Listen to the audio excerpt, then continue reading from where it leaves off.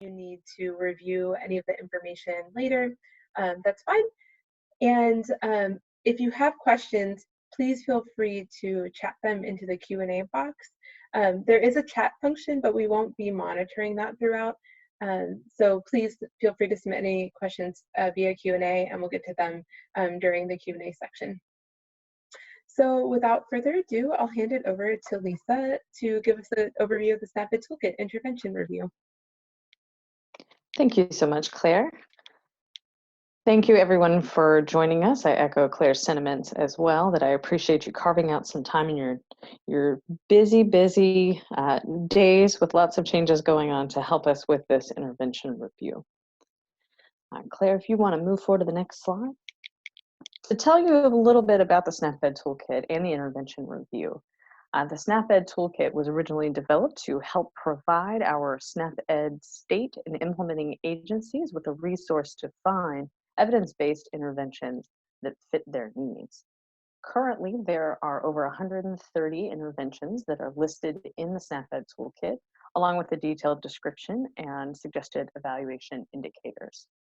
Our last intervention review this past year, in fiscal year 2019, the SNAP-Ed Toolkit added 52 new interventions from implementing agencies and others to explore. The USDA Food and Nutrition Service supports the SNAP-Ed Toolkit's continued efforts to increase the selection of interventions that fit state-specific SNAP-Ed needs, increase innovation by encouraging adoption of interventions which reflect the most up-to-date research in nutrition, public health, and health overall, and also to improve the transparency of the review process for interventions and criteria for inclusion in the SNAP-Ed Toolkit. Next slide, please.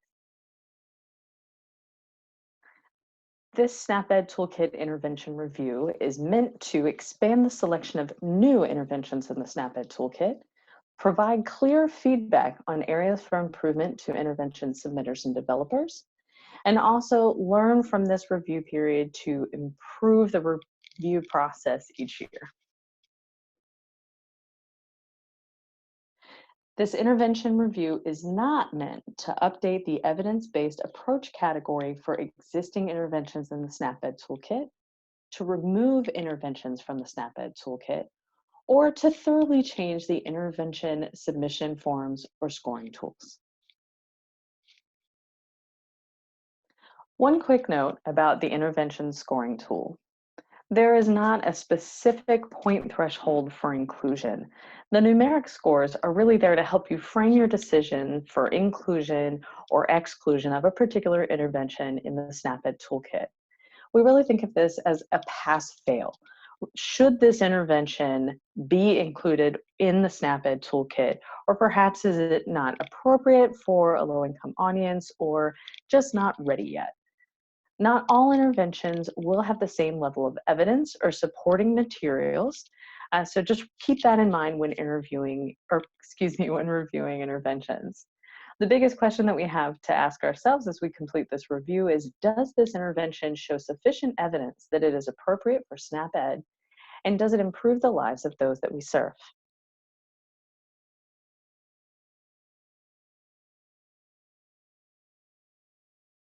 And now I'll turn it back over to Claire so she can review some important dates for our intervention review. Thanks, Lisa. So on March 16th, last Monday, you received an email with the interventions that you were assigned to review, as well as the corresponding materials.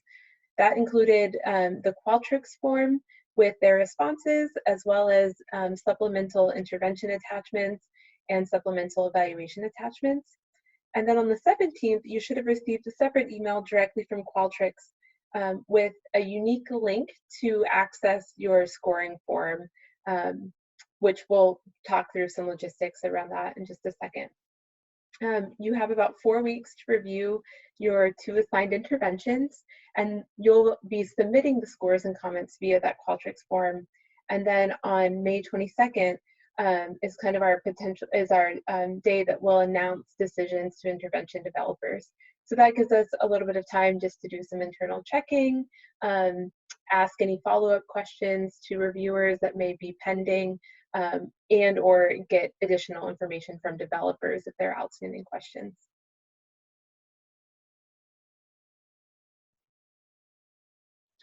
So we wanted to check in because we know that obviously we are doing this review process in um, kind of a strange time. So we wanted to ask folks now how you're feeling about the timeline given changes to your work, to your lives due to COVID-19. We wanted to know if the timeline still feels appropriate, if you'll need more time, or if you're not really ready to commit and would like to kind of check in a few weeks to see how the process is going. So if folks don't mind just responding to the poll question, that would be great.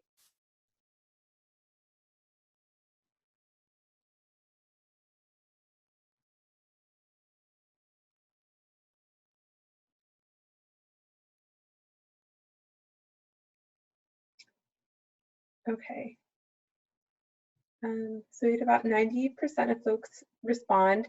Most people still feel like the timeline is appropriate, but the other half kind of feel like maybe some more time will may be needed. So I'll just go ahead and say that we'll check in about 2 weeks to see where people are in the process. And given that we have fewer interventions to review this year, it probably will not be that big of a deal to extend it if folks need more time. So for now, we'll just leave it as April 17th, but I'll check in 2 weeks just to see how folks are feeling. So thank you for letting us know where you are right now.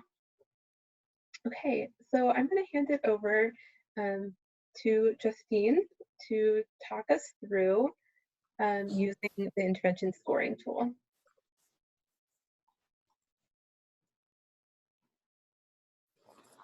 Thank you, Claire. To facilitate the process of collecting scores and comments across reviewers, we will be using a Qualtrics form. The form mimics the PDF version of the scoring tool, but there are a few new features that we would like to highlight during this training.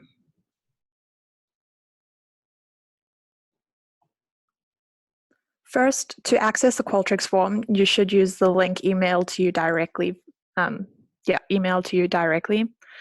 Using the link provided, you'll be able to start and stop as many times as needed, and your progress will be saved as you work.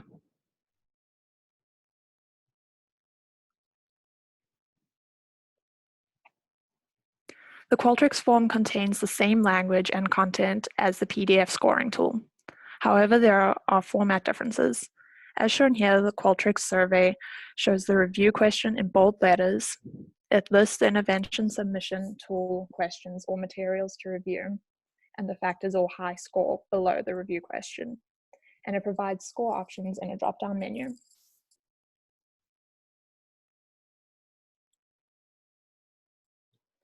The drop-down menu includes a 0 if you do not want to award any points on the review question. The maximum number of points differ by question, and this will be represented in the drop-down menu. We only provide whole numbers as options, as the scoring is meant to help you make a final determination.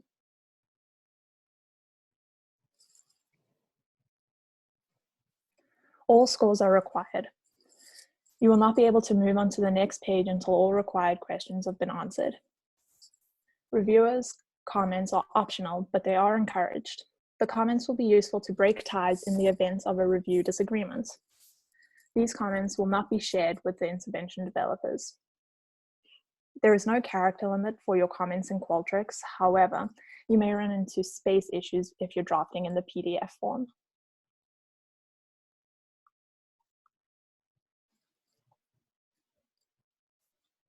Please enter the intervention name exactly as it appears in the submission form. This information will be piped throughout Qualtrics, as shown here in the reach and intervention sections, and this will help you keep track of your review.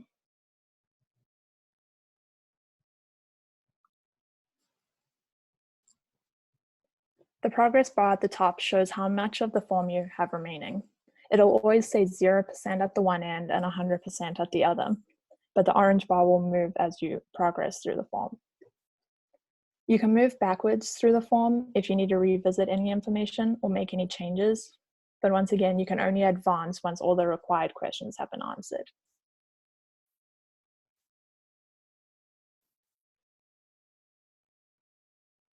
At the end of each intervention, you will be shown the scores you awarded and the total possible points available. This can help you write your final justification for whether or not to include the intervention in the SnapHead Toolkit. Again, you will be shown the intervention name to help you keep your reviews organized.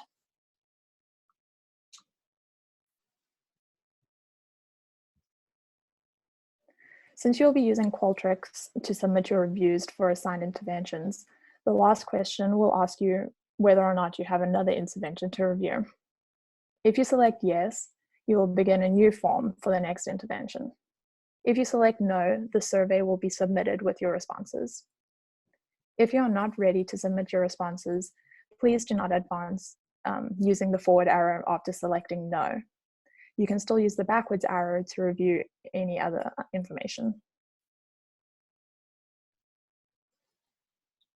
I will now hand over to Tracy, who will be going over the application of the intervention scoring tool.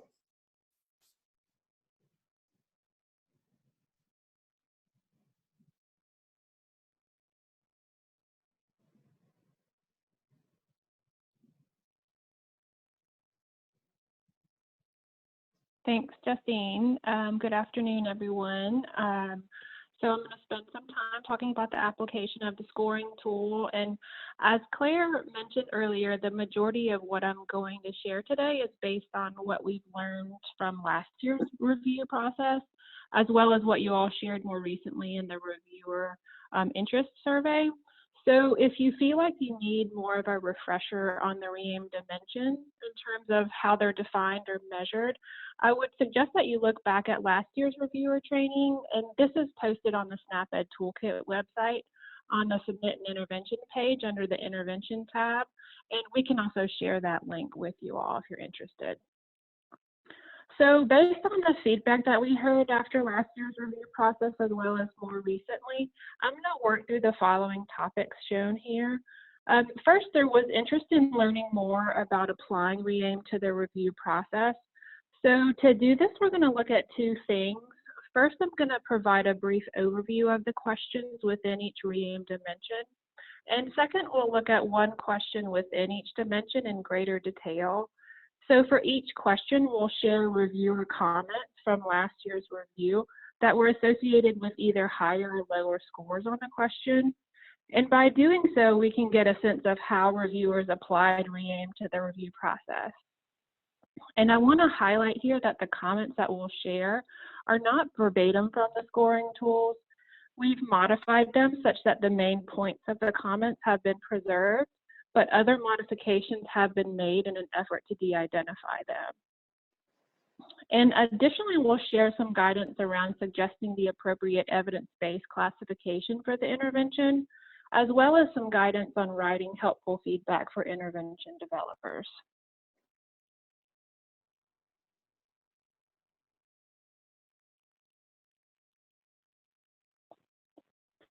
So I want to first remind everyone as to how the tool is grouped across the REAIM dimensions. Shown here are the associated maximum point values for each question, for each section, which can give you a sense of which dimensions carry more weight and will call for greater emphasis as you review the intervention. And while this is likely familiar to everyone, just a reminder that each section includes an overall question as well as section-specific questions that will help you evaluate the REAIM dimension.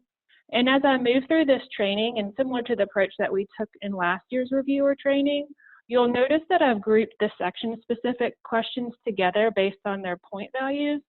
The low point value questions tend to be more straightforward and easier to answer, whereas the higher point value questions are more complex. And these higher point value questions are what we will address with the reviewer comments from last year. So we can first take a look at reach. And the overall review question for this dimension asks, how many people are exposed or served and are they representative? And there are two medium point value questions in reach, which are summarized here. And the bullets underneath each question are aspects that will be important to consider as you work to answer the questions. I'm not going to go into specifics today about each of these bullets, as the specifics were discussed in greater detail in last year's reviewer training. I rather just want to provide a snapshot of what is covered in the reach section, and we're going to take a closer look at the second question, which has you assess if the intervention was appropriate for the intended audience.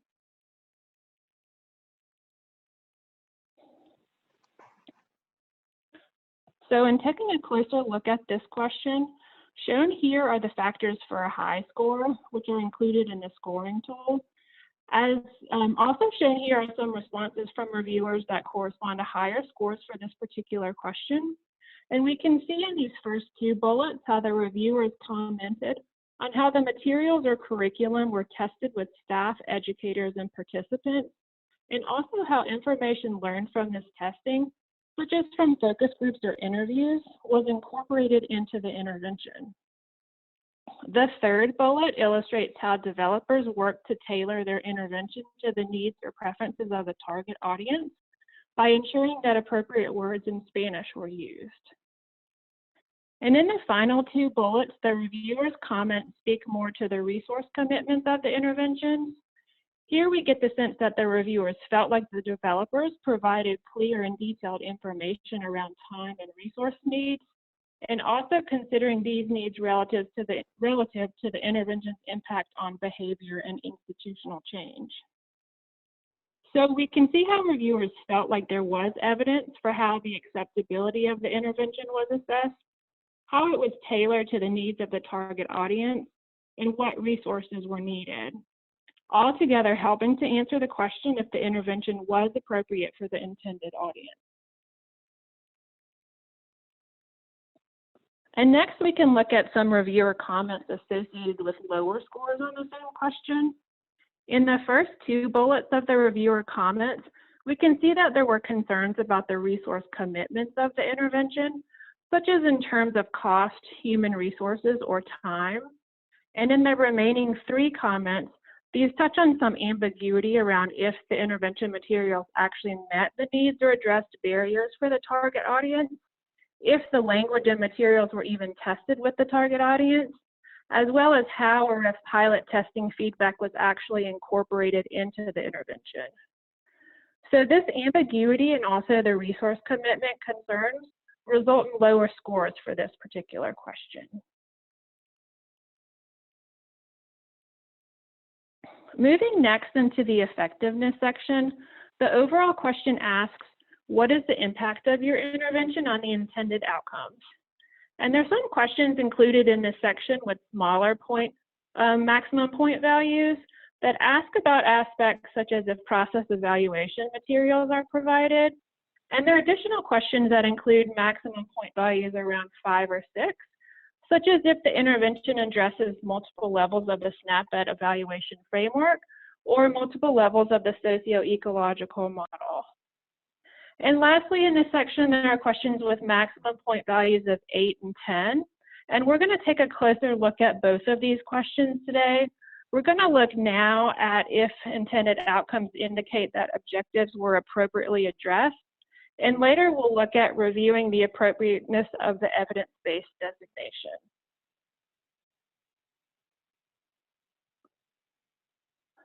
So shown here are reviewer comments associated with higher scores on the question, asking if intended outcomes indicate that objectives were appropriately addressed.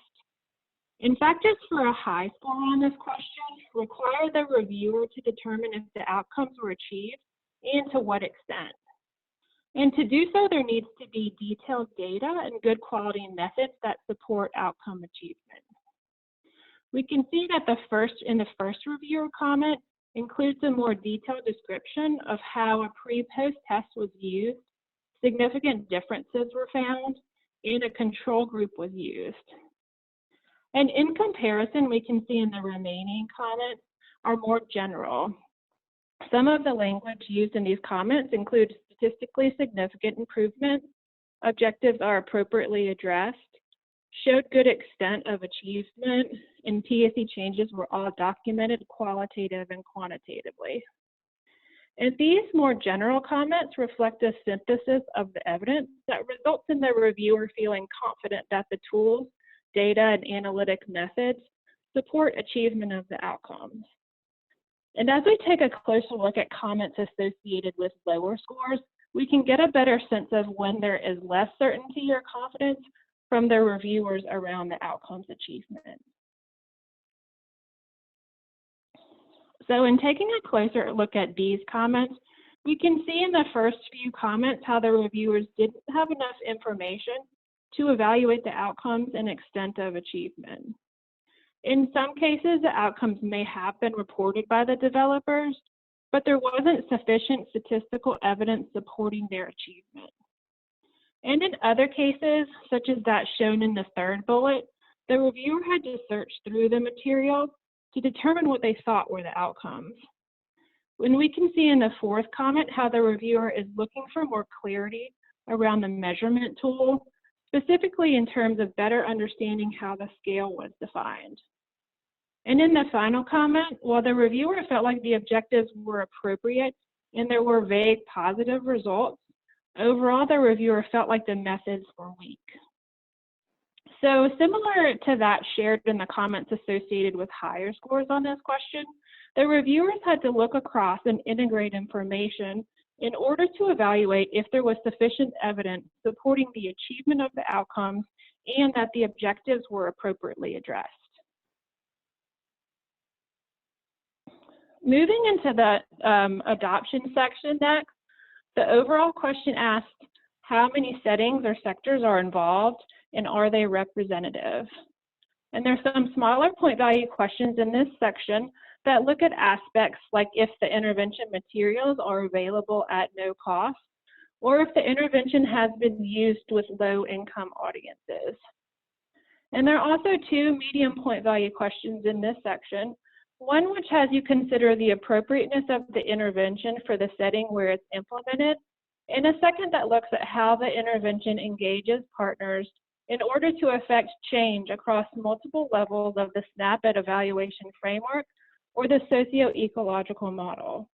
And we're going to focus on this second question as we look at the higher and lower scores associated with it.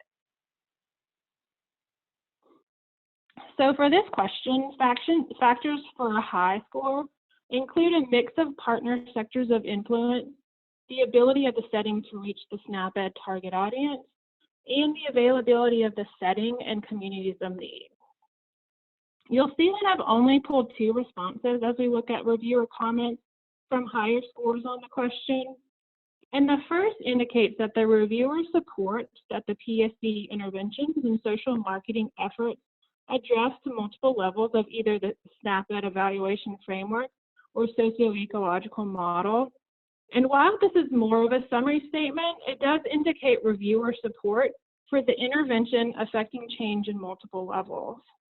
And in the second comment, it's much more extensive in terms of its description, providing details around how the intervention addressed several levels of the SEM, such as the individual level through materials, instructions, and individualized behavioral modification, and at the interpersonal level through interactions and activities with peers and teachers.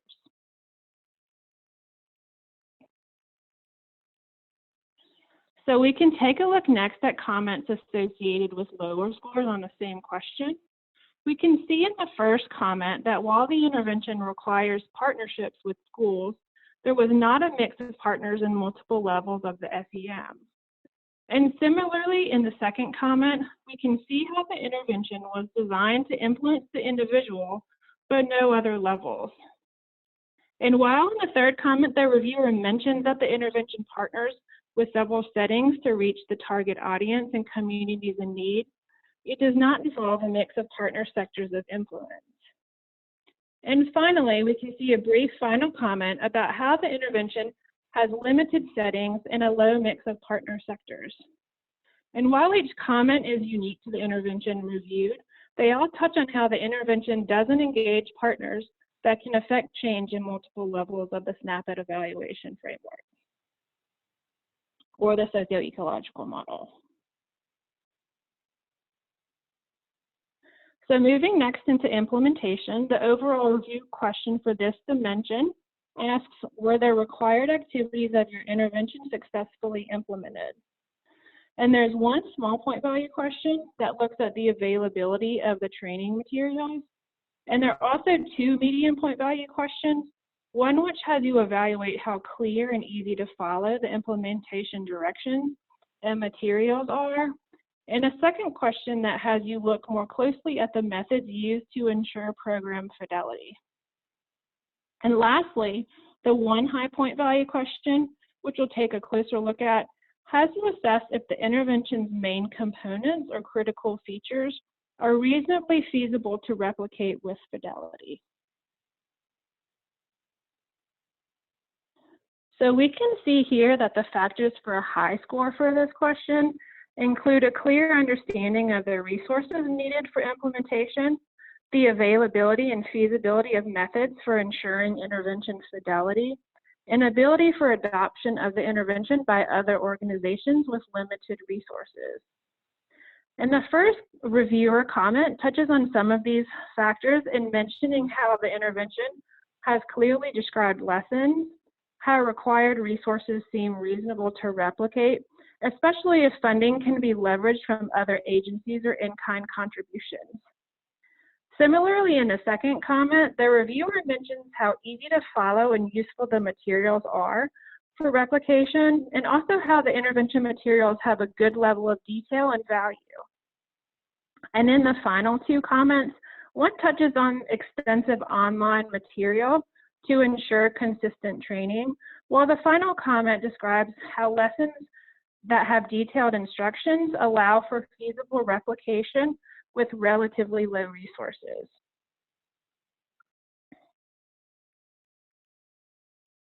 And as we look next at reviewer comments associated with lower scores on the question, we can see in the first comment how there are reviewer concerns around how an organization with limited resources could implement all components of the intervention. Reviewer concerns expressed in the second comment share how the intervention requires a high level of understanding of the underlying constructs, and that this need could impact its correct use. Additional concerns around resources needed for implementation are included in the third and fourth comments in terms of staff time and capacity. And in the final reviewer comment, cost information and program fidelity measures were not included by the intervention developer, resulting in the reviewer not being able to examine resources needed for implementation, as well as to evaluate intervention fidelity. So moving into the final dimension of maintenance, the overall review question for maintenance asked, what are the long-term effects of your initiative, and is it sustainable?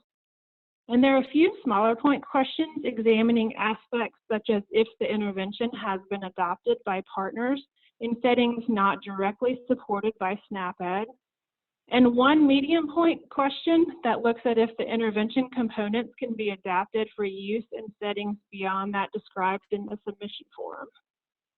And there's one high point value question in this section, which has the reviewer examine if sustainability concerns are reasonable and able to be addressed through routine operations. In taking a closer look at this question, the reviewer has to have a sense of the sustainability concerns associated with the intervention and the extent to which these concerns impact the long-term maintenance of the intervention. It's also important to understand the resources needed for the maintenance of the intervention and balance these needs with available and ongoing funding streams, as well as long-term partner involvement. And we can see in this first reviewer comment how the intervention was intentionally designed to be easy to implement with limited resources, as well as how SNAP-Ed funds can be used to provide new curriculum and resources for sustainability. And in the second comment, while staff turnover was identified as a barrier to sustainability, developers work to address this barrier through having clear materials that can be used by new staff. And the third comment also identified staff turnover as a challenge to the sustainability that requires ongoing training, and the availability of diverse funding streams was also mentioned. And in the final comment, the reviewer shared how sustainability concerns were addressed in a reasonable based on implementation, and also how diversified funding options were addressed. And as we look next at reviewer comments associated with lower scores, we can see in the first comment how there were sustainability concerns in terms of funding, staff, and space. Additionally, funding and partnerships were not mentioned in the submission materials. And in the next three comments, it appears that sustainability concerns have been identified by the intervention developers, but it doesn't appear that the developers have either fully thought through them or developed a plan for addressing these concerns. And in the final reviewer comment, a list of concerns was identified by the reviewer, and again with what appears to be no plan for working to address them.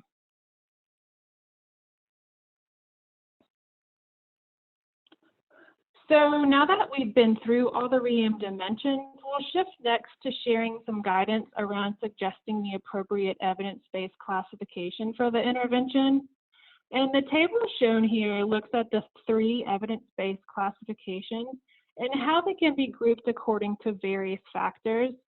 And if we look at the table from the bottom up, we can see that all three classifications require that there is documentation of the process evaluation, as well as evidence of formative work. And there's more variation across the classifications when we look at the evaluation outcomes. For the emerging classification, the intervention may not have been formally evaluated, but it is based on an underlying theory or logic that has the potential for obesity prevention. And for the practice-tested classification, positive effects on individual behaviors, food or physical activity environments, or policies have been shown. And next, with the research-tested classification, significant effects on individual behaviors, food or physical activity environments, or policies have been shown, and these findings have been published in the peer-reviewed literature. So these varying levels of testing and reporting on the intervention are associated with varying levels of scientific rigor. And while an intervention may begin with an emerging classification, with the application of a more developed and high-quality methodology to test the intervention, has the potential to move along the classification spectrum into being practice or research tested. So to better understand the application of this, let's take a look at the question from the effectiveness section that asks if supporting documentation indicates that the intervention is evidence-based at a level that is appropriate for its stage of development. And again, we've pulled reviewer comments associated with higher and lower scores on the question. In the first comment, the reviewer explains how the developers provided a list of publications, including a randomized controlled trial, and indicate a research-tested classification. And in the second comment, the reviewer agrees with the practice-tested designation, references data supporting the evaluation, and mentions how materials appear appropriate for the target audience. And in the final comment, again, we see agreement for the emerging classification with mention of how additional evaluation could move it into being practice tested.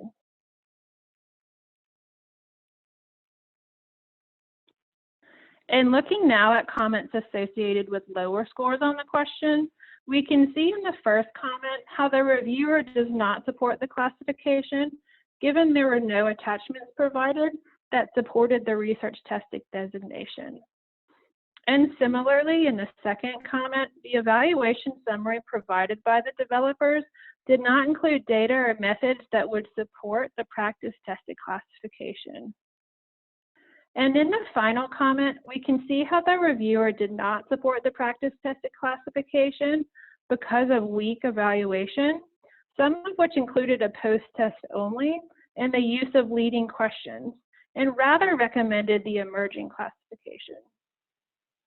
And I want to emphasize here that detailed comments associated with this question are key, as these comments across the three reviewers from each intervention are considered when classifying the interventions that are included in the toolkit. So we really encourage you to spend some time here to make sure that you provide a comment that indicates your support or lack thereof regarding the appropriateness of the evidence-based designation based on the intervention stage of development.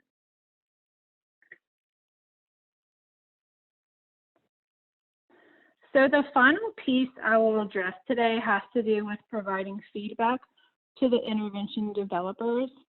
And you may recall that if an intervention is not chosen for inclusion in the toolkit, intervention developers will be provided the reasons it wasn't included and additional information or actions to be taken for inclusion, all of which has been de-identified.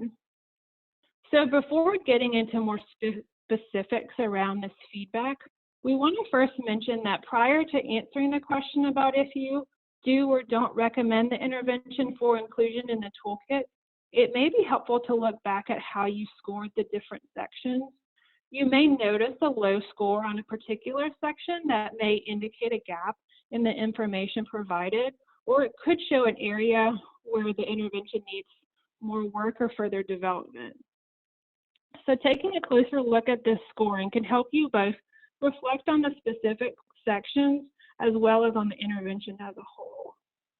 Additionally, if there are differences among the reviewers in terms of the decision to include or not include the intervention in the toolkit, these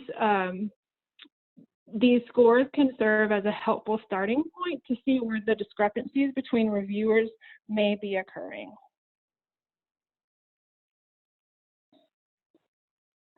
So the table shown here includes responses from reviewers to the two questions that are answered if the intervention is not recommended for inclusion in the toolkit.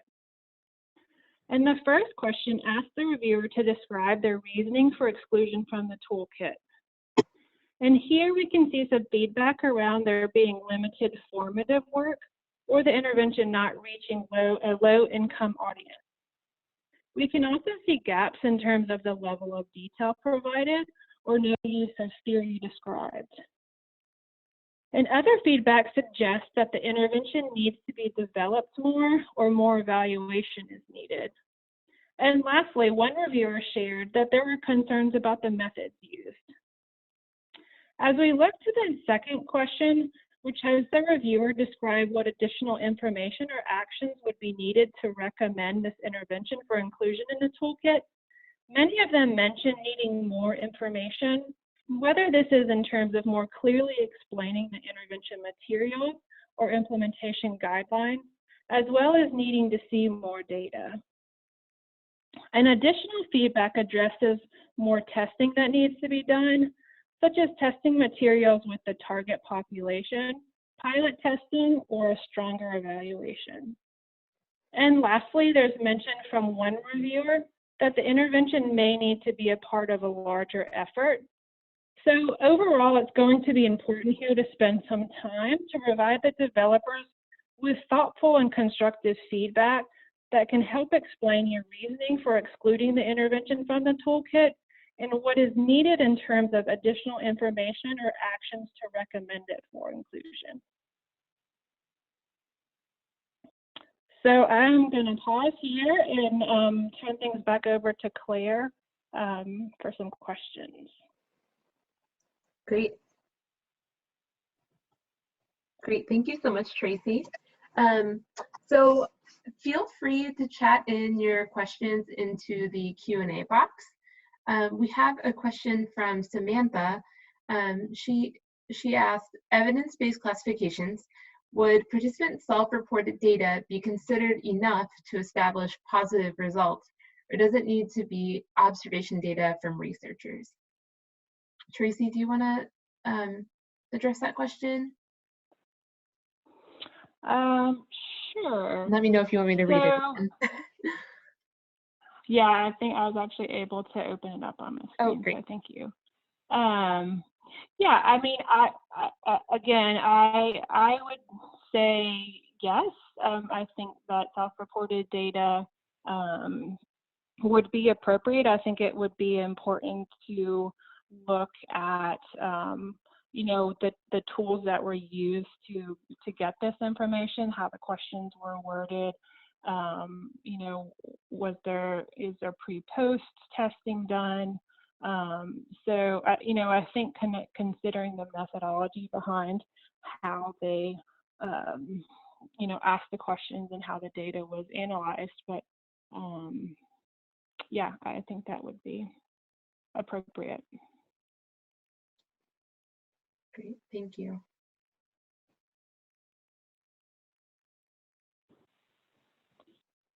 Feel free to chat in other questions, or if you want to raise your hand, I can also have you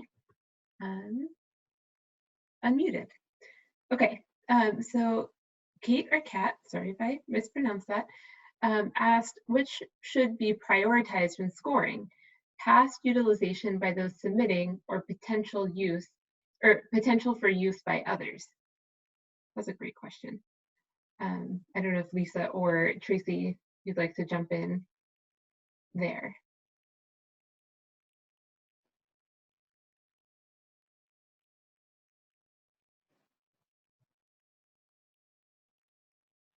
Can you repeat the question? This is Lisa. Sure. Yeah.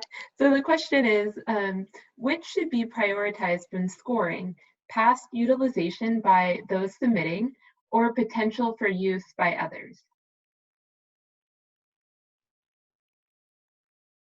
Well, Tracy, I'm going to let you start with your thoughts on this one. Yeah, I'm not sure that I'm fully understanding what the question is asking. I don't know, Claire, did you have, it sounded like you had a sense of that, or we can maybe ask for some. Yeah, Kat, I'm gonna allow you to talk if that's okay, meaning unmute you, if you want to provide more context. You're unmuted now. Oh, sorry, I think I just muted you again. Hello, can you hear me? Yes. Go ahead. Perfect. Okay. Sorry, I'm hearing an echo on my end, so it's really disturbing. Yes, I hear that too. Should I just text a clarification?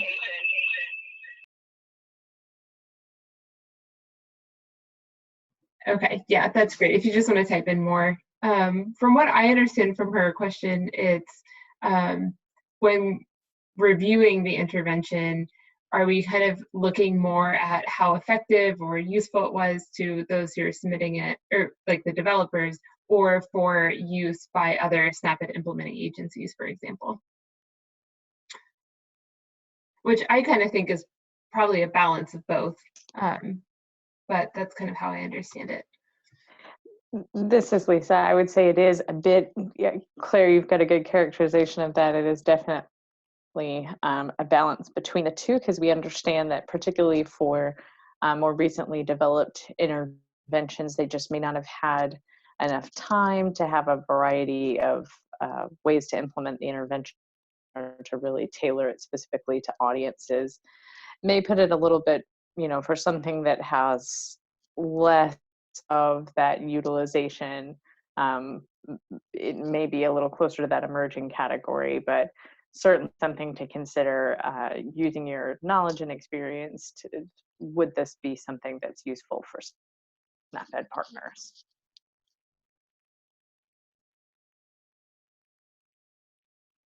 Great. Okay. Tracy, did you want to add anything to that? I don't think so. Yeah, I think that sounds good. Yeah, and she's saying, I'm hearing about 50-50, and I think that's right. I think as you look across the dimensions of REAIM, you're looking at, you know, how much evidence is it that it was actually effective, and then also looking at things like potential, like replication of the intervention in other settings, or with similar audiences in other places. So I think the application of REAIM will also help you kind of think through that piece of kind of holding both of those.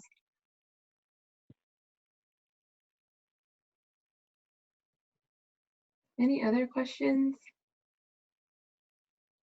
You can chat, Q&A box, raise your hand.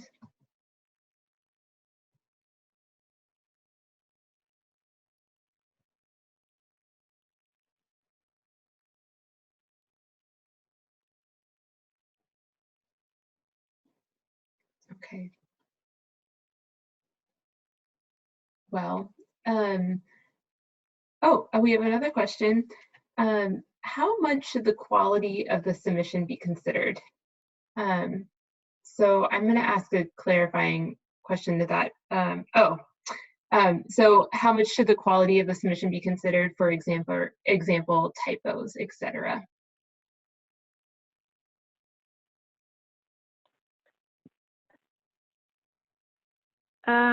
This is Tracy.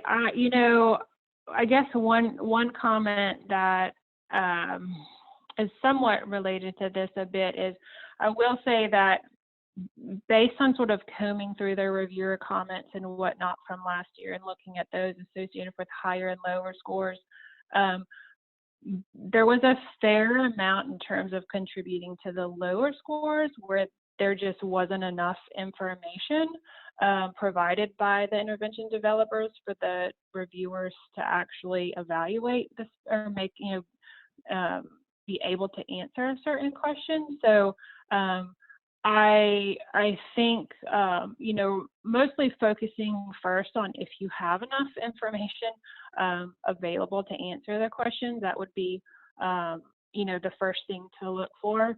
And I mean, one would hope that there wouldn't be a lot of typos and other, kind of issues of the quality that are there. But, I think kind of first looking at, can you sort of piece together the different information provided would be the main thing to consider. Yeah, I mean, there's no specific question that kind of has reviewers gauge things like quality. I will say that the submission form has pretty tight word counts, so sometimes you may see people get a little creative with how they share all of their information. So you could see things like abbreviations and such, but there isn't a specific question that kind of asks you to score the intervention submission form based on kind of quality. That being said, like if like Tracy mentioned, this process isn't a blind process, so you obviously know who the developers are, but we ask that if you have questions about the intervention or you need like more clarification, you can always email us at SnapEd Toolkit, and then we'll kind of serve as the liaison with the developer, just because we'd like to keep the reviewers kind of blinded to the developers. So always feel free to reach out if you kind of need more to actually score or review appropriately.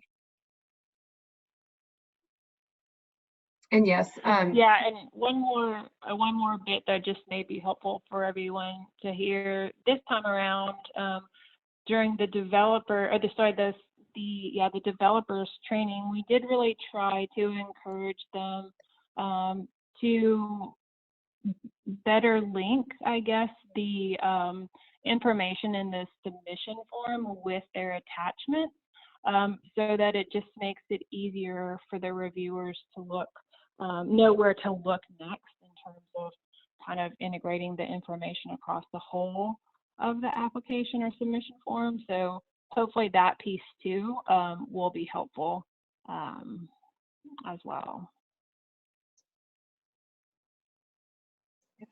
Okay, we have another question. This question is also about the evidence-based classification. Would an intervention be considered practice tested if under review but not yet published?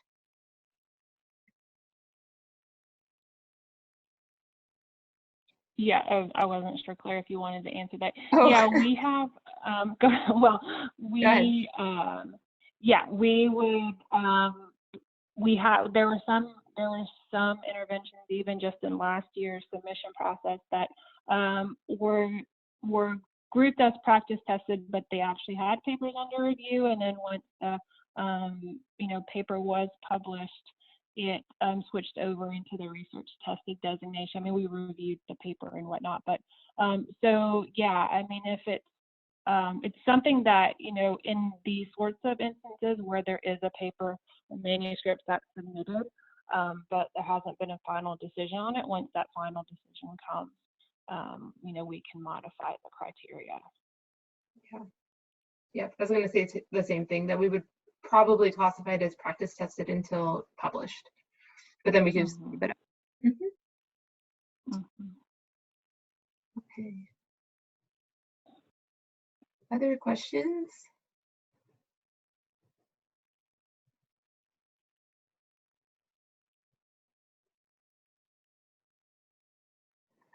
Yeah, just to clarify, before, what I was saying is, if you have a question about the submission form, or you need more information from a developer, please contact us at snapittoolkit@unc.edu, and we will directly reach out to the developer. This is not like a completely blinded process, but we would like to keep the reviewers kind of unknown to the developers. So please just go through us if you need additional information.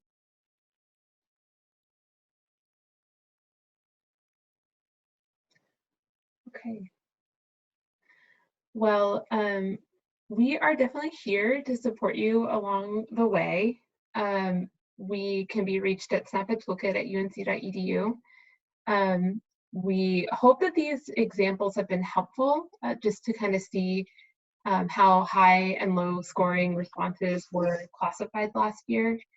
I will follow up with the link to last year's intervention, or last year's training as well, if you want more of a detailed dive into REAIM. But please feel free to reach out to us with any questions. We're happy to always chat through questions or concerns. We know that these questions aren't, so black and white, that there's a lot of complexity or kind of nuance. So we're happy to help think through them with you. But we are so grateful to have your expertise, because really you are the experts who are kind of guiding this process. So yeah, we're here for you. We have additional resources that we'll send out, and as I mentioned, we'll check in about 2 weeks to see how you are moving forward with your reviews, and we can reassess the timeline at that point if people are feeling like they need more time, given that things are really uncertain and sometimes stressful right now. So thank you so much for your attention and participation today. We are so grateful to have such an amazing community of people supporting the Snap It Toolkit. And we hope that you all stay well. And we look forward to seeing the reviews, at the end of this process. So thank you so much. And thank you, Tracy, Lisa, and Justine, for walking us through the many parts of this process. So thank you so much. Have a great afternoon.